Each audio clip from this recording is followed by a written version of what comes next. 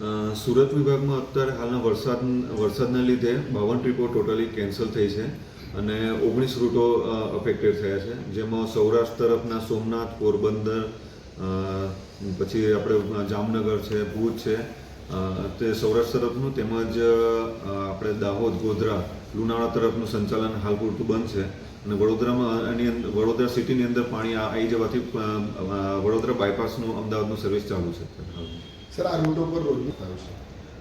આ રૂટ ઉપર સુરત વિભાગ તેમજ અન્ય વિભાગની પણ ટોટલ થઈને 70થી 80 બસોનું સંચાલન થતું હોય છે અને આ સંચાલનથી જે સૌરાષ્ટ્ર તરફ જવાના મુસાફરો છે જેને થોડુંક અગવડતા પડી છે અને હવે તો પાણી ધીમે ધીમે ઉતરે છે, એટલે થોડા જેવું સૂચના ઉપરથી વહીવટતંત્ર દ્વારા મળશે એ પ્રમાણે સંચાલન ચાલુ કરી દેવામાં આવશે. આશરે કેટલા પ્રવાસીઓ પર જઈ શક્યા નહીં? આશરે 500થી 1000 પબ્લિક હોય છે કે જે રૂટીન અમારી બસો હોય છે ને એની અંદર મુસાફરી કરતા હોય છે, પણ તે સાવચેતીના પગલા રૂપે એ લોકોએ અત્યારે હાલ મુસાફરી ટાળી છે.